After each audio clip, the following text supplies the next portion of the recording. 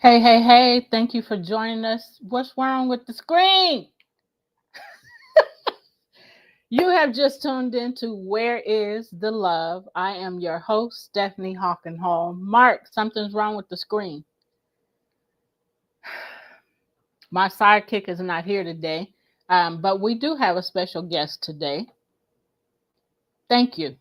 But we do have a special guest today, and we are excited to bring her on our show because we have been talking about inner child work. If you are here joining us right now, you should be watching us on one of our YouTube channels, on Facebook, on LinkedIn, or I think I said YouTube. I'm a little rattled because my son ain't here.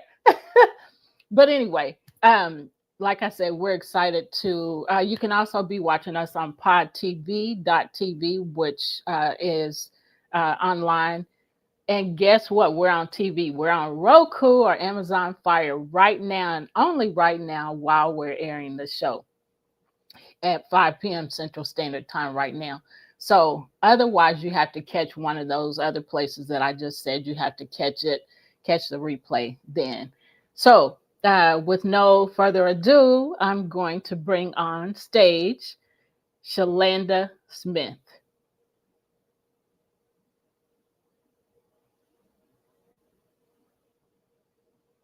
Mark.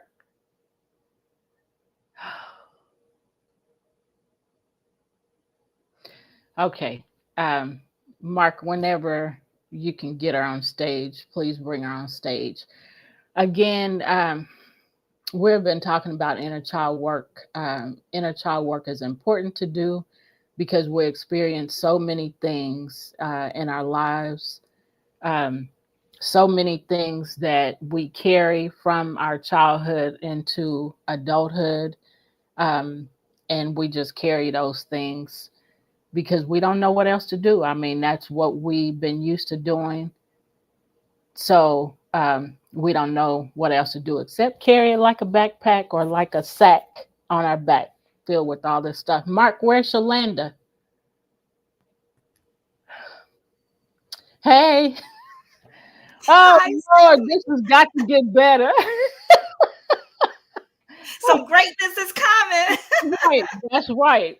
Welcome, welcome, welcome to our show. I didn't want to tell them about you. I want you to tell them about you, but I'm so excited that you are on the show today, and I'm so excited that you are fully aware of inner child work as per our discussion. And so we want to find out more about how inner child work and you doing your own healing at the same time and how all of that's working. So, first, welcome and introduce yourself, please, and tell us about Shalanda.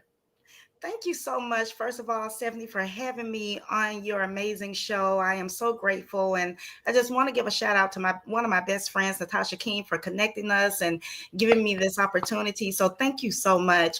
But I am Shalanda Smith. I tell everyone I am the founder and the creator behind That Smith Girl Consulting. I'm a girl's girl. Went to Spelman College, so that was the backbone of all of my dreams coming true from the very beginning. The other thing is I'm a school counselor. So my 9 to 5 is school counseling, and I've been a school counselor in the K-12 setting. And that is pretty much who I am from there. That's awesome. Again, we're excited to have you. Just to even know that, and thank you, Natasha, for introducing me to Shalanda. Just knowing that somebody else is working in that field and knows about it and is also healing at the same time and is doing other work to help others heal, not just the children, but to help others heal too, with your business. um, this is it just all comes together so well at the right time, and that's how things work out. They come together at the right time. And so we just finished up talking about inner child work last week. We've been talking about it for the last 4 to 6 weeks. I lost track, but I know it was at least a month, but I know it was over a month as well. So it was exciting to learn that because Gina and I have both chosen to um, focus on healing and not the hurt. that we've experienced in our past. Our focus is healing and creating a legacy of love because of generational, we see hatred all over the world, Yes. everywhere, and so that's just our focus. And then educating about bullying is a hurtful thing too. Mhm. So our focus also is to, we've educated about that. And so on our logo, it says broken, delivered, and healed. And so, and that's love misunderstood, also now we've been in the healing phase and dealing with the healing phase for a few months. So tell us more about inner child work and what your knowledge is about that. I could tell you that it is a process, and it's about progress. It's an everyday continuous thing. You never fully heal. You're really on a journey. Yes. Every single day you awaken to something else that you need to work on. And I would Yeah. say and like I tell people all the time, never expect perfection from me. Not even look, I just Right. imperfect right there. Yeah. So don't expect for me to be perfect, and I won't expect for you to be perfect. I'm going to meet you where you are, and Yeah. together we're going to go far. Right. So this is a journey for me, and it's not even one that I even knew I needed until I was probably at one of my lowest points in my life, and I had to realize that it wasn't about everything going. Yes, things go on around me, but it's also a little bit more into my control too. So I can only fix what I can control, and I learned how to focus on that. Yeah. But in doing that, I knew I need to go backwards so that I Yeah. can move forward beyond two steps. Amen. Amen.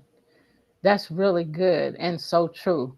Um, So, the first question I want to ask you is, as a school counselor who is actively guiding students, how has doing your own inner child work shaped the way you show up for the young people you serve?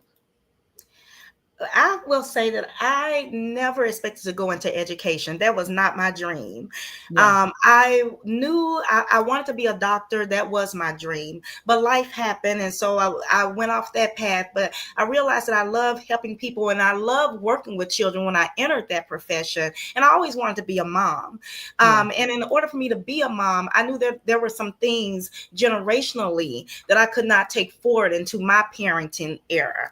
So Yeah. my inner child work has probably been the most important thing I've ever done for myself, for my family, and Yeah. especially for my students. Yeah. When I sit down with a young student, I don't see their present day choices. I see them, but I also see the little girl or the little boy that's sitting behind that behavior. And like I Mm-hmm. tell people all the time, behavior is a communication method. We Yeah. have to stop looking at behavior as an act. It's a Yes. communication method. So Yes. when a student is lashing out, when they're reacting in anger, when they isolate themselves, I know what it felt like when I was younger, Yeah. and I didn't feel heard, I didn't feel valued, I didn't feel seen.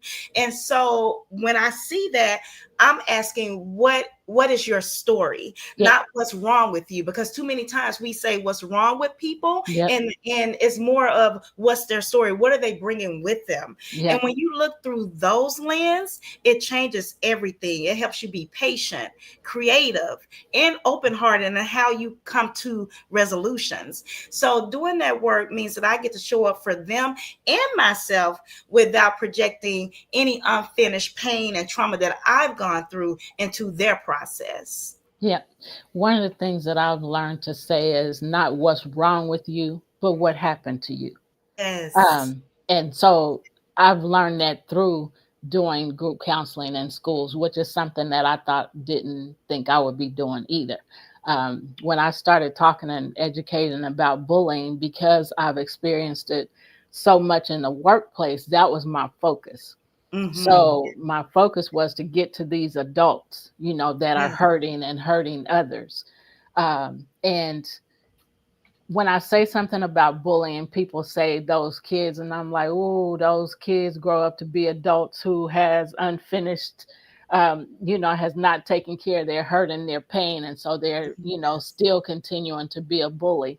So I was like, I want to be able to get to these adults, and so although I work with adults, I in the school system, as of Mhm. last year.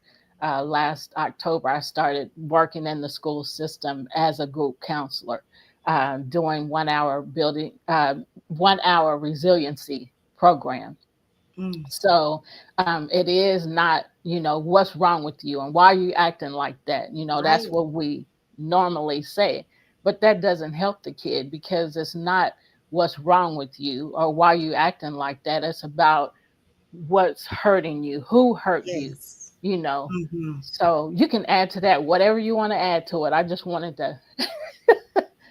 No, that was perfect. And my my favorite saying in the work that I do with my clients and in school counseling is unhealed adults were unhealed children who never Yeah, received the healing that they needed. So yeah, they took that into adulthood with them. So yeah, it just makes perfect sense. And I don't know any other way to say that. This part is a lot of times people look through the eyes of the victim, but yeah, I like to look through the eyes of the villain yeah, because that villain has a story too. yeah, So what is that villain story? Would you be able to have empathy towards the villain of the story? yeah, Because oftentimes they have reasons for why they do what they do, and if you take it back to the backstory, they were hurt at some point, and they're yeah. bringing that hurt into this new story with them. Right. And the saying is hurt people. And I mean, Yes. that's all we know. I'm still hurting. So I'm now Mm-hmm. protecting myself. So in my protecting myself, I could be hurting somebody else. Yes. And that may not be your intentions. And sometimes it is. It just depends on your mindset and, where that is. Um, so thank you for that. So the next question is, do you believe it's important for educators, counselors, and leaders to prioritize their own healing while still working with others? You Why or why better. not? You Go ahead. definitely better. It's not just important, it's critical. Yeah, Because if you can't prioritize your own healing, then you're going to risk the people that you're trying to help heal yeah, becoming mirrors of your unhealed pain. Um, yes, and what I've seen is I've seen leaders who unknowingly they carried their unresolved wounds into classrooms, yeah, offices, workshops, staff meetings, counseling sessions, yes, and you can tell there is definitely a drastic and a very stark difference when someone has done their inner work. yes, They lead with clarity. They don't try to control. They yes, work with compassion and they don't yes, criticize. So yes, you have to prioritize healing. And it's not selfish to do that. Somewhere along the line, we found that it's selfish to care about ourselves. yeah, And so we let ourselves go and still try to heal others. You can't give to someone what you don't have. It's right, almost like a stewardship. And not only is it a stewardship, it's also a sacred responsibility that you have if you're guiding others towards healing. yeah. That's good. Very good. So the next question is, what are some signs that unresolved inner child wounds might be impacting the way we teach, lead, or guide? The signs that I've seen, it kind of sneaks in quiet ways. You wouldn't even know that these were signs, but you're overreacting to student defiance. You may not even think that's a sign of unhealed wounds, but it is. If Yeah, you overreact, you have to ask yourself, why did you overreact? And I say that every act has an action behind it. Your interaction and your reaction determines your action. yeah, So it reminds you that overreaction could remind you of a time when you felt powerless and yeah, you no longer want to feel like that. So that one student's act of defiance caused you to overreact so that you gain that control. You begin to overfunction, so you work yourself into exhaustion because you deep down you're still needing that approval. yeah. You're chasing it, people pleasing. That is something that I did for so long, because I I did I too. wanted I wanted to be heard. I wanted to Yep, feel value. I didn't want to hurt people's feelings. yep. But in doing that people pleasing, I wasn't pleasing myself. Right, I was hurting yourself. simply I was simply letting people take control of my life, Yep, and they were writing my story. So I had to snatch my pen back. yep. Um, And the perfectionism, that's Yeah. another thing. I'm still a perfectionist to this day. Yeah. I want to be anyway. Now, like I said, I know I'm imperfect, but that doesn't mean that I don't strive for perfectionism. And I think Yeah. people need to understand that. And what I mean by that is I know I can't show up in every space in a certain way. So I'm always very cognizant of how I'm showing up, how I speak, how I dress, how I'm looking. But what is that taken away from? Where did that come from? And there are so many layers to inner child wounds that we may not have enough time to go into them. But that perfectionism means that you're striving from a place of never being good enough, Yeah. and that's something that I felt almost my whole life. And so these are patterns that impact how we teach, how we guide, and how we lead if we don't tend to those patterns. Yes. So, when you were talking about a few things, so when you were talking about, doing the inner child work and going back to that childhood, made me think about being able to recreate, by different parts of the creative parts of us, Mhm. now, because we're going back to that hurt child. And so some of those things that we wanted to do back then, we can now do. If we Yes. needed love, we can learn, love ourselves more. Whatever it is we needed, we can now give to that inner child. So I recognize that inner child in me. I recognize that hurt kid. And so now that kid needed this. This is what I needed then. So now Yes. I can give that to myself.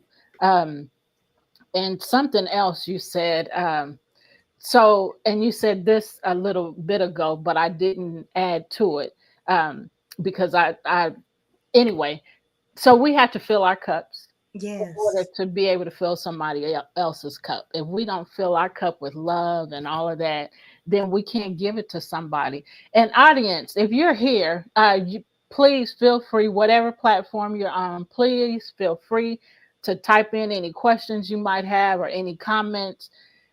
We would love to be able to converse with you. So just know that you're free to do that. We appreciate it. Um, so I'm so excited to have somebody else that knows about this and that knows the importance of it, um, and the value in it. To be able to deal with those things and to be able to grow and to help ourselves. I mean, I was a people pleaser too. That's what else I wanted to say. I was a people pleaser too for many, many years, and I was miserable. I was so Yes. unhappy. I cried all the time because, and so I was called a timid child. Well, it wasn't my fault because, I got my feelings hurt easy, Hmm. So then I'm finding myself, okay, what can I do? Maybe not saying this, but what can I do to make you happy? What can I do to make you love Right. me or like me? Those kind of things. And I was not a happy person. And now I'm like, man, forget you and that. Absolutely. I'm not getting ready to let you drive me crazy. I've been there too long. I'm No. done with all of that. So you can love me or leave me, whatever you choose, peace. Because I'm not going through all of that no more. I'm No. a whole nother person, and I thank God for healing me, and for helping Yes. me understand, that I didn't have to be that way. I have a choice, and so that Absolutely. word makes Hmm. things huge to me. Oh, so Hmm. this is what's happening. I don't like it. I can choose not to do that or not to accept it, and then Yes. I'm able to speak up for myself a lot easier than I used to. I was with my 21-year-old granddaughter yesterday, and I was telling her that I used to not be able to speak up for myself. I said, because I was speaking up for her about something, and I said, I've always been able to do this, but not to speak up for myself. And I said, but Hmm. I am so much better at that now. And it's because I learned the Hmm. value of choice. I don't have to do this. I don't have to receive this or accept that. I don't have to. Hmm. So Hmm. anyway, you can add whatever you You I want to think it's add? also generational too, Stephanie, Yeah, because when I think about it, I grew up in a time where children were seen and not heard. yeah, I grew up in a time where you respect your elders. And so when you grow up in a time such as that, you don't have that voice of advocacy. I didn't learn how to be an advocate until I was forced to. So a yeah, lot of my work comes from force and not choice. yeah, But I'm so glad, I'm so grateful and so thankful to God for that. He put me into a situation where I was forced to become who he molded me to be.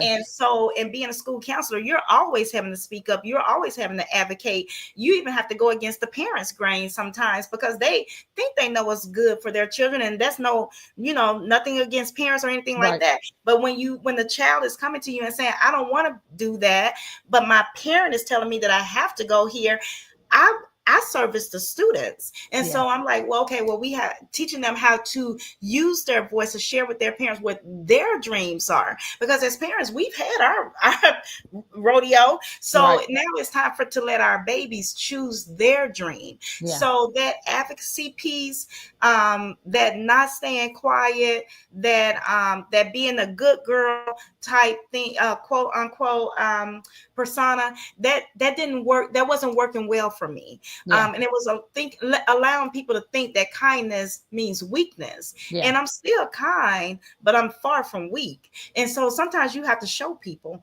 and like they say, pop out and show them. So you have to let people know what you stand for, who you are. And I call that setting healthy boundaries. yeah, And people feel like they want you to set boundaries until your boundaries tell them what they can't do. right, Then it becomes a problem. right, Now you got conflict. right, because they ain't trying to hear that. Uh-uh. So I want to ask you, that Smith Girl Consulting LLC. That obviously means that there's more than Shalanda and the family. So, are there other sisters? Is that why? That's okay. Tell me about that.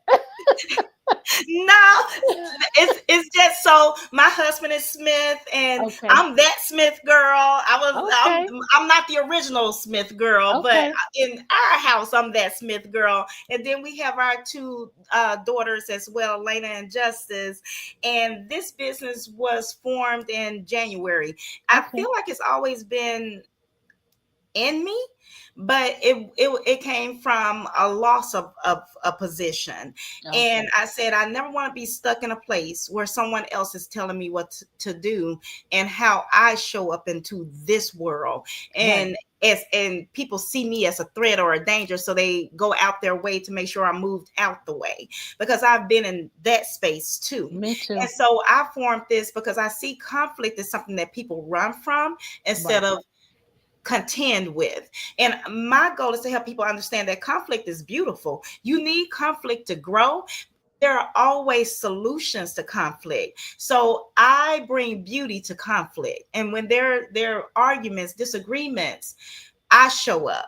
And I work with women. I love working with women because we are powerful. And when we come together, we are even more powerful. And like I said earlier today, I'm a girl's girl. But let me tell you, I'm the right girl's girl. I'm not every girl's girl because I don't do mean girl. So I come in and I disrupt mean girl energy, and I bring the chaos of conflict to calm. Yeah. That's what that Smith Girl Consulting is about. We do mediations, conversations, and we bring peace to conflict. I heard that. Come on with the peace to conflict.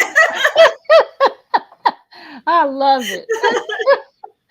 Okay, Thank you. so I'm excited. I love it. you should be that, because it's like, man, I'm that one. As you know, when I saw it, that's how I took it. I'm that one. I'm that Smith girl. Okay. I absolutely love it. So the next question I want to ask you is, how can doing the work of healing ourselves actually strengthen our ability to connect with and support students? So I feel like when we've done that work, empathy deepens. Students know when you're keeping it real. Yeah, They know, they love authenticity, and they yeah, know fakeness. They can point it out like nothing. So when they sense that someone sees them as more than their behavior, they are going to connect with you.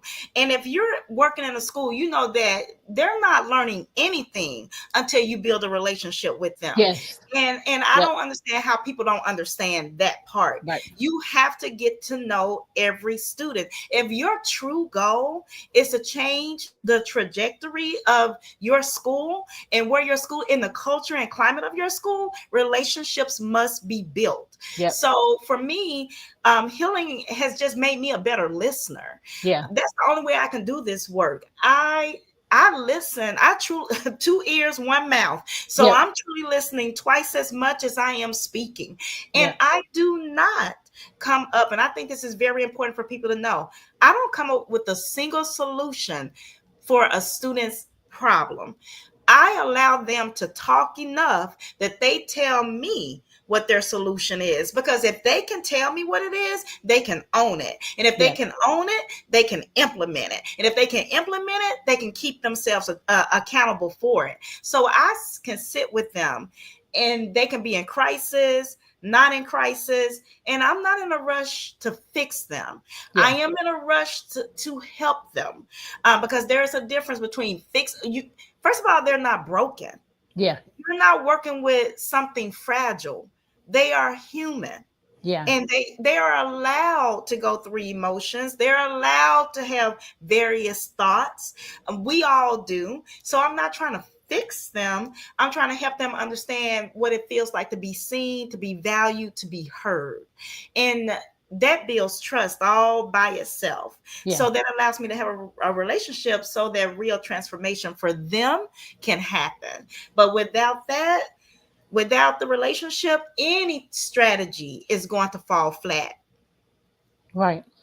So I like what you were saying, and something that I say a lot, quite a bit, is communication.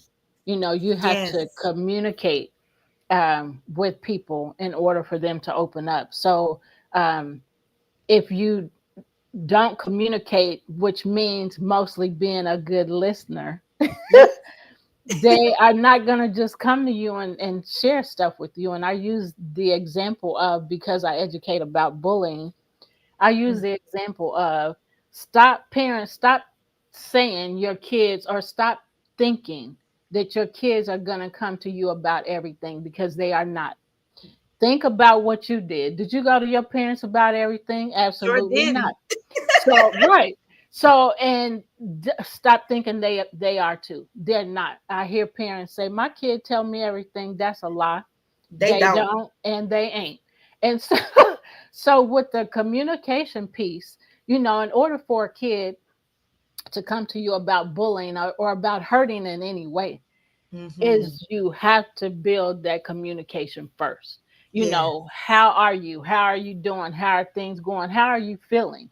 And that's a constant thing. So I had a habit of, when my kids would come in from school, you know, every day, how did school go? What did you do at school today? Well, that's building Hmm. communication. And so when it came to, my son being bullied, a lot more in sixth grade. I'll just say that, because he was Mm. bullied throughout his school years, but we had the most problem when he uh, was in sixth grade, his first year in middle school. And so when he came in, and I looked at him, his whole demeanor was totally different than it. I mean, just that sad face. What's wrong? What happened? And so, because I had constantly communicated with them, how you doing, how you feeling, what you're doing, I would go in their rooms. They still talk about me. I have a son and a daughter.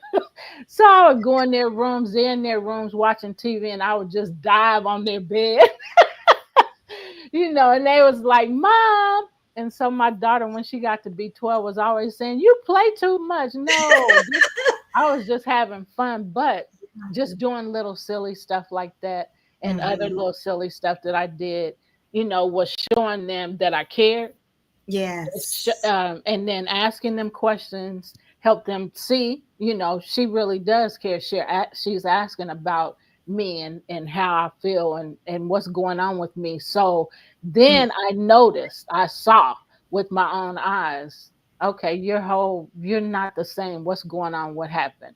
Right. he was able to communicate with me. So listening, listening. I can't say it enough. We have Yes. to listen. Ask and listen. And don't try to, just because they're saying something that we don't want to hear or we think they need to say it a different way, don't keep trying to change things that they're saying, because then they're going to shut down and stop talking altogether. Yes. So, I mean, we have to let them be free. And I don't have to explain that, and don't nobody need to overdo what I just said. Because all I'm saying is we need to allow them to be free to say what they need to say, and what they're feeling Yeah. is mostly what I'm aiming at. Because if you shut them down on how they're feeling, they just gonna stop talking to you, and that's exactly what I mean, nothing else. So please don't take it somewhere else. Can I add to that, Yeah, Stephanie? I, please. I work in middle school now, and I can tell you that the biggest thing for middle school students is they in that in between phase where they don't want to be children, but they aren't quite ready to be adults Yeah, either, but right. they don't want help either. Yeah. And so it's really funny because they think they know everything, but at the Yep. same time, they'll tell you they don't know anything, and I'm just a kid. And what I want to share with the parents, and I am a parent, and I can tell you I made a lot of mistakes as a parent. I didn't spend enough time with my children because I had to work. Yeah. My husband and I, we had to work. We're the ones, we have to put this food on this table, this roof over your head, this clothes and shoes on you. And so we spent a lot of time working. But what I do appreciate from parenting is I was there when they needed me to listen. And I think the biggest thing is you have to listen You to have them. If to. they're saying that somebody's bothering them or hurting, and I'm gonna say this, I'm gonna give you two it's a double edge because yes, listen for understanding, not for responding and not for fixing. And a Yeah. lot of times we want to fix, and a lot of Yep. times we also jump to conclusions because it can't be my child, or my Yeah. child would never. Let me tell you something about what my child would never do. Because we're never around, that Yeah. child at school is very different from that child at home, because kids have the Absolutely. code switch to thrive with Yep. bullying, Yep. cyberbullying, all of those ings that they go Yep. through. They Yep. have to code switch. So the child that you think you know may Yeah. not be the child that we know at the academic level. And Right. also, time is so important, and I just want to say that too. A lot of the inner child wounds come from the fact that there's not enough quality time with one or both parents, Yeah. and so they're always looking for something, and we can't buy time can't be replaced with gifts. Time can't be replaced with game systems. Time can't be replaced with all of these things. If anything, a family vacation is great because you're going to be time, but make sure you close the computer, put down the phone, so that you really truly do have that time, that quality time, because time is not something that you can ever get back. And one of my greatest regrets that I have is I didn't have enough time with my children. I thought I wanted them to be grown up, but then now I miss them being children. I miss them Yeah. being babies. And Yeah. you get what you ask for. And Yeah. so now I'm here in this phase of life, and they don't really need me as much. And so that is something that I would tell parents is cherish the time and don't let things become a replacement for you. Yeah. That's really good. That is really good, because we really have to cherish that time. Mhm. And again, listening is key. We have to listen, not listen to respond or react, as you said earlier. We have to listen just because that's what they need. Yes. Oh, so now I know I can come to you about things because I know you're going to listen and not judge. Yes. And listening without judgment is important for kids, because it don't take much for them to be like, well, they just gonna get mad, so I'm not gonna say nothing, or Right. they just gonna start yelling, so I'm not gonna say nothing. So listening, and it's hard sometimes, man. It's hard. You be like, oh, I want to say something. But if you want them to keep talking to you, better learn how to listen and stop talking. Say it to put So it in what here. yeah. Okay, so the next question is, what practical steps can school counselors or educators take to begin healing while they're still serving in high demand roles? Woo, let the world know, because I know the world thinks that educators have all this summertime off, all these breaks. But let me just dispel that whole myth. We do not get the luxury of long sabbatical so where we can go and heal. So while we're doing this hard work, we have to do the hard work.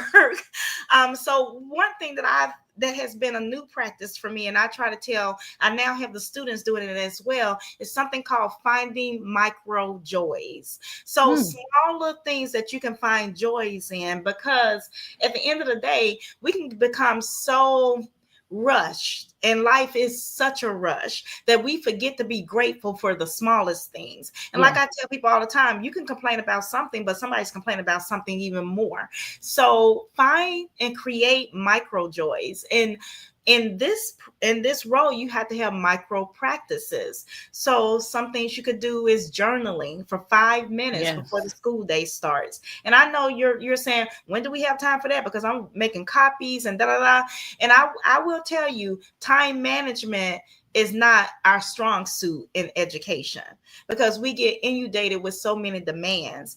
Yeah. But I believe in block scheduling. You have to block your time. You have to force yourself into your schedule somewhere, because if you do not, you cannot, you're going to burn out. Yes. So you have to force that time. Do some breathing, practice breathing. Before you react or act, do some box breathing. Also create a healing playlist for your drive home, to drive to work or to drive home. Have a playlist ready for you. Most of all, and I tell people all the time, pray and also go to therapy. Yes, pray and also go to therapy, Yeah. so you can have a pure healing circle, with people that you trust, people that you hold in confidence.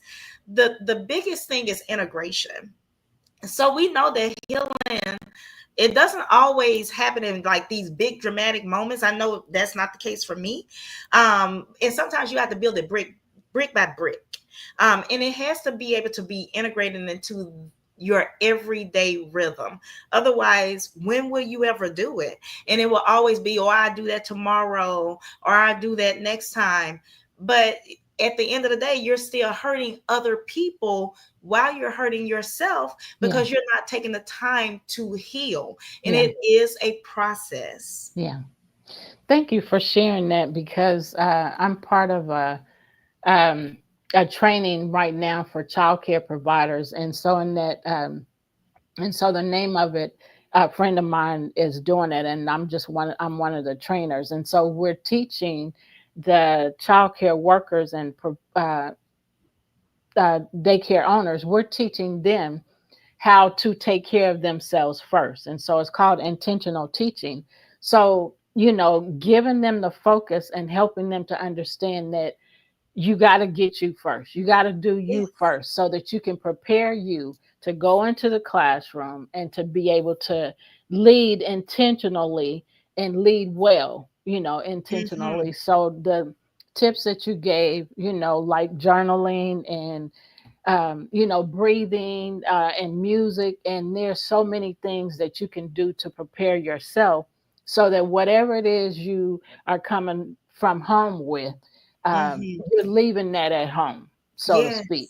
Yes. Yes. And so, okay, how am I going to be when these kids come in? What am I dealing with? Okay, let me deal with this now. So when they come in, they're not getting pieces of this, pushed onto them because I'm not ready. So Right. it's so important to prepare yourself and get yourself together first, because that's part of filling your cup so that you can fill somebody else's cup, or so that you can be prepared if they need you. to Mhm. fill their cup, but definitely being prepared to deal with them well.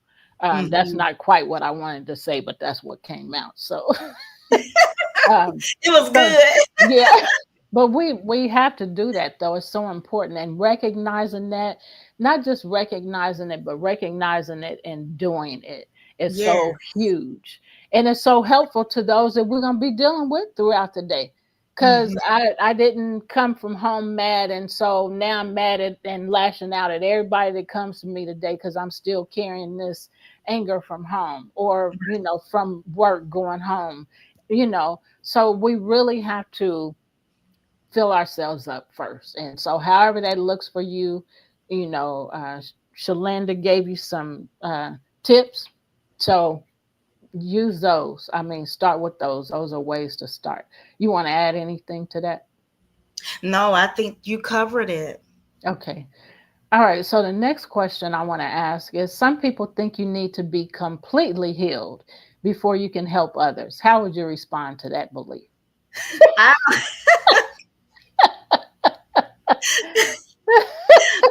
Ain't nobody ever gonna be completely healed. Look, I'll help you out on that. I feel like Nobody. I am. Please let me know anyone out there who has been completely healed. Right. I think that Hello. belief is unrealistic, and I also think it's harmful too, Yeah. because healing isn't a finish line. Like you're not gonna ever check it off. Yeah. It's a lifelong journey, Oh and yeah. if I was to wait until I was completely healed, this I should not be in this space that I'm in Yeah. at all. I Yeah. think what makes it real, what makes it valuable, is the fact that I bring life experiences, and I also bring healing into the space, Yeah. continuous healing into the space. Because if you continue to heal, you will continue to change and grow and evolve into the person Absolutely. that you are, and you'll be able to help people see people in different stages, phases of life. So I think that type of healing, or understanding that healing is a lifelong journey, it just brings awareness. Helps you to know, are you aware of your triggers? Are you taking responsibility for your healing instead of making other people carry it? Because Yeah. too often we have other people. You mentioned the backpack and the sack earlier. Sometimes that it becomes so heavy for us that we try to Yep. turn it over to somebody else. Yep. Now, how unfair is that?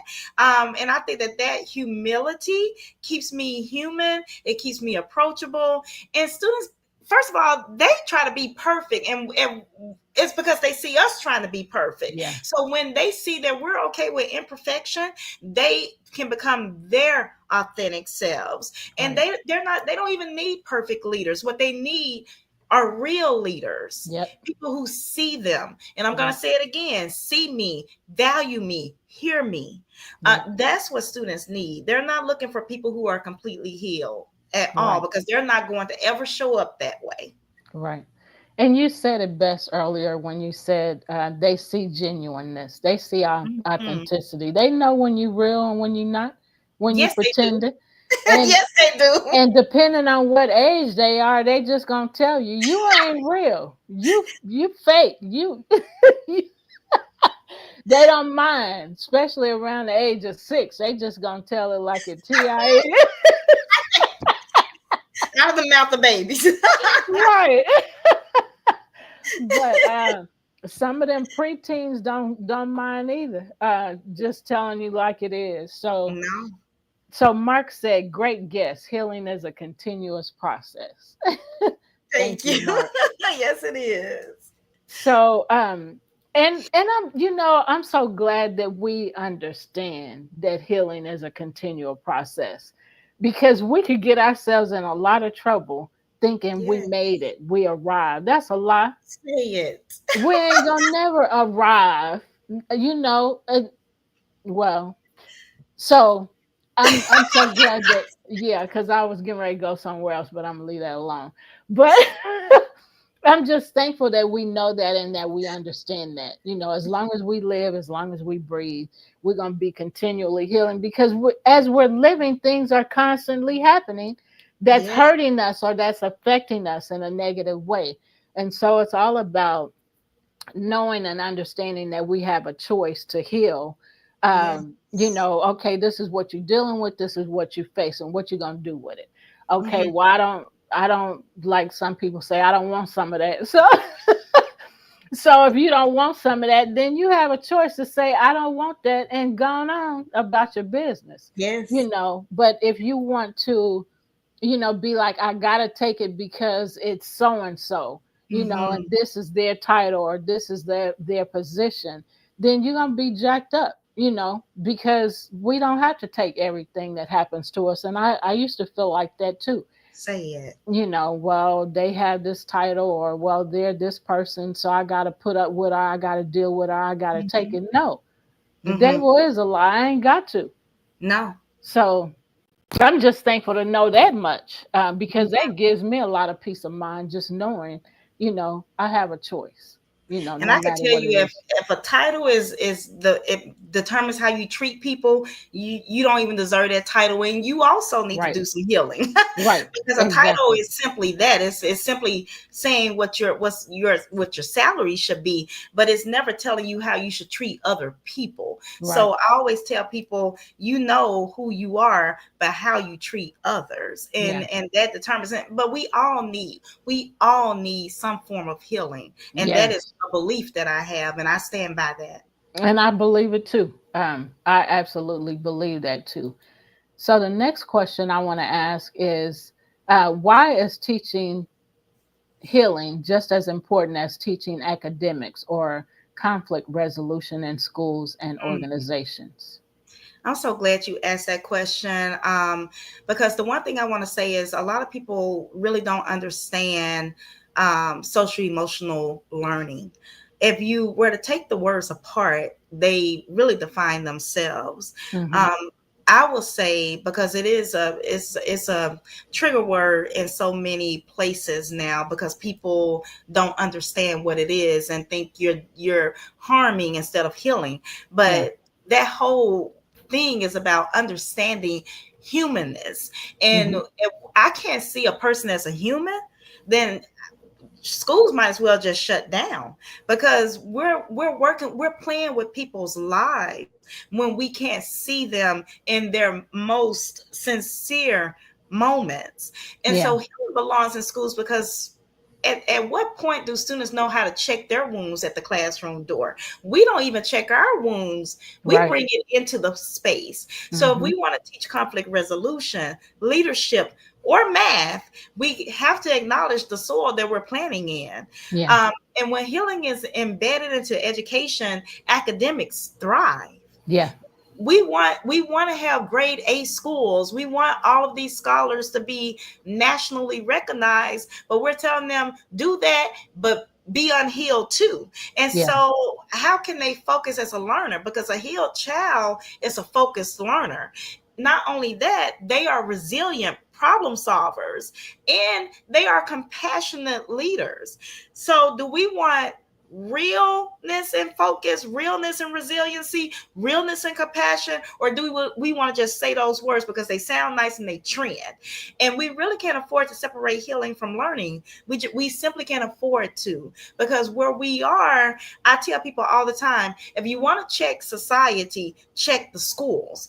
If the students are hurting, society is hurting, and Yeah. so many of our babies are hurting, and so many people are, they act like they can't see it, they don't hear it, whatever the case may be. But because I'm an empath, I can feel it.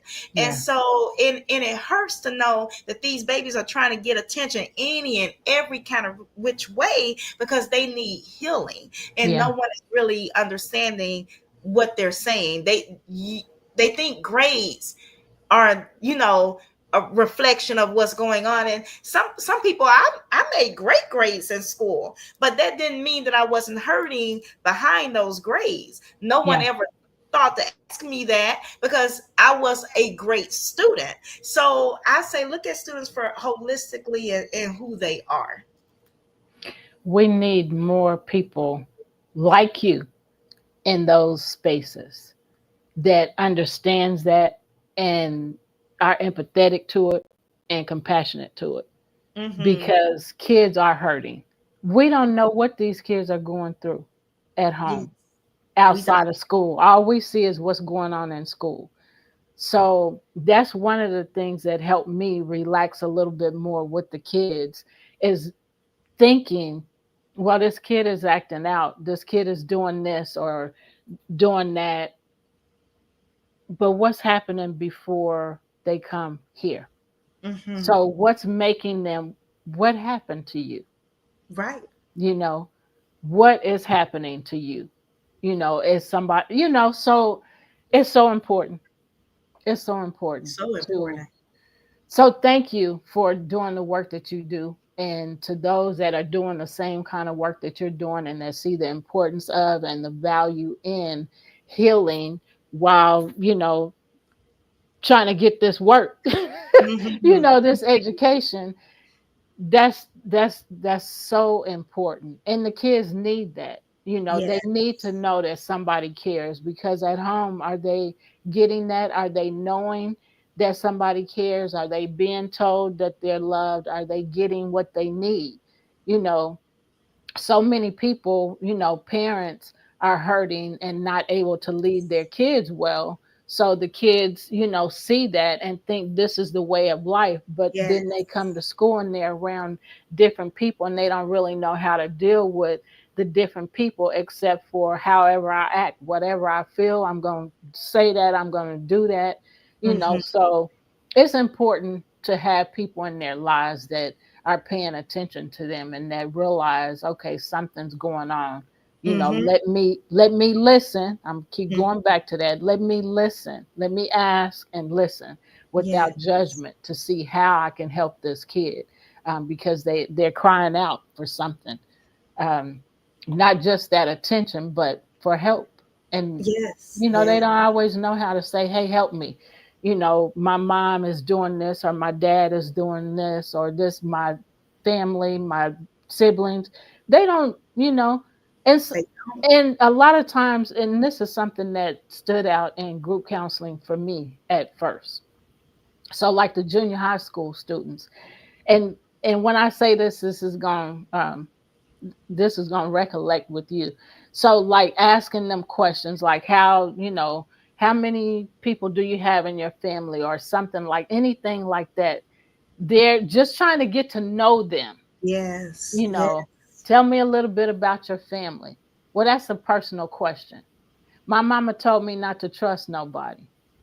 So how are we supposed to, and this is what I was dealing with junior high students, how are we supposed to get to these kids? So remember, when we were growing up, that Mm-hmm. we were hearing what goes on in my house stays in my house. Stays in the house. What I just said is the same thing, just different words. My Yeah. mama told me not to trust nobody. That's a personal question. All you doing is trying to have a conversation. How many brothers and sisters do you have? That's just a question, but that was a personal thing, just like it was personal when we Mm-hmm. were growing up. So keeping you silent, Mm-hmm. you know, and so you don't know when to open up or who to open up with. So that's just something that I had to deal with. So I understand that, you Mm-hmm. know, kids can't share their healing because they're basically told to be quiet, just be quiet. Yes. Yes, they If are. you're hurting, just be quiet. And I'm Mm-hmm. not gonna ask, as a parent, I'm not gonna ask you, are you hurting? Did somebody hurt you? I'm not gonna ask you none of that, because I know Right. you are right. But Mm-hmm. this kid is suffering, Mm-hmm. because I can't talk to my parents. Then I come around somebody else that cares and ask me, what's going on with you? Do you need help with something? And now you're being nosy. So my parents told me not to trust you. So that's a double, just be quiet. Mm-hmm. And so you're Mm-hmm. silenced and not able to share your pain, not able to share your hurt. So sometimes it can be a little crazy. So again, thanks for the work that you do. It's so important. And thank you too, Stephanie. I can, because talking about bullying and resilience, those are some really deep topics, and can Hmm. be challenging too, because a lot of times people confuse mean moments with bullying, and a lot of people think that resilience, our students are resilient, Yeah, but that's not necessarily true. yeah. Um, students, we're as a human being, you are going to survive challenges because that's just within us, but it Yeah. doesn't make you resilient. Yeah. So resilience has a whole nother layer of thriving with that comes with it. And I tell people all the time, middle school students, and I have to go to middle school because that's where I am, but those tweens and those teenagers, they want to talk to somebody. That's why they stay on their phones. Yeah. So they are looking for some type of connection. Yeah. You're competing with social media. You're competing with group messages. You're Yep. competing with boyfriends and girlfriends. You're competing with chats and games and things like that. So they're looking for something, and Mm-hmm. they want to share what they're going through with someone, that they Yep. would even reach out to a stranger Yep. to make a connection. And you just Mm-hmm. have to figure out what is the missing puzzle. What's that missing puzzle piece that will make you be the person that they go to first? That's what I really want to share with parents is they're there. They are waiting. You just have to figure out what they need. Yeah. Mm-hmm. Yeah. And like you said, they go to anybody that will listen. And Yes. so that's how people end up in gangs. That's how people end up, Yes. you know, on drugs and different things like that, because those are the people that were listening to Mm-hmm. them. And again, listening is so important. Yes. Without judgment, I have to add that, because we can listen Yes. and then listen without, okay, as soon as they say this, I'm going to say this. As soon as Yes. they finish this, I'm going to say this. No, that's not really actively listening, because you're preparing. So you're not hearing the whole thing because you're preparing your own speech or That's your right. own response.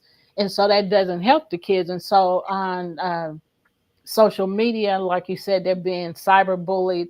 You know, Mm-hmm. they're going into these chats and, well, I can talk to this person and tell this Mm-hmm. person, so my parents won't find out because I'm telling them. But do you really want them to be telling a stranger? Wouldn't you prefer that they be telling you, and that they be um, seeking the trust in you and the conversation in you to help them, and not some stranger? Kids, boys and girls, are coming up missing because people, they're available on, on social media. And so somebody is telling them, befriending them and telling them to meet them here, meet them there. And then they come up missing. And you had no Mm-hmm. idea because you didn't take the time to listen. You didn't take the time to talk, first of all, to get the conversation started. And then to listen to what they're saying, to listen to their hurts and pains instead of telling Mm-hmm. them, oh boy, that don't mean nothing. Oh girl, that don't mean nothing. Yes. you know uh Take up for yourself, speak up for yourself. Listening is so important. I mean, Mm-hmm. I just have to keep saying that because it is. And people, you got to understand. We Yes. got to understand. Yes, we're tired when we come home from work, and we so they're on their phones. So good, they're away from me, but what are they seeing? What are they doing on their phones? And then they're seeing negative things said, to them or about them, in chats and on social media posts. And then so that stuff hurts. And so that's when why people are how do they Tasha told me how to say it. But I can't remember. Not Are dying by suicide. Yeah. So because they don't feel like nobody care. Mm-hmm. So we are at the end of our show. And I thank you so much for coming on the show. I thank you for sharing the information that you did. Keep doing the work that you're doing. Your work is valuable and very meaningful to society. We Yeah. need your help. We need people like you that are helping us desire to Yeah. heal. So you keep healing. I'm going to keep healing. Jean's going to keep healing. We're going to create a legacy of love because we are giving love and we are going to receive love. And so we just got to keep doing what we're doing. So bye for now. Y'all take care. Shalanda, thanks again for Thank showing up and you. showing out. Thank you. Take care. Bye for now. Sending you peace and love. Take care. Peace for now.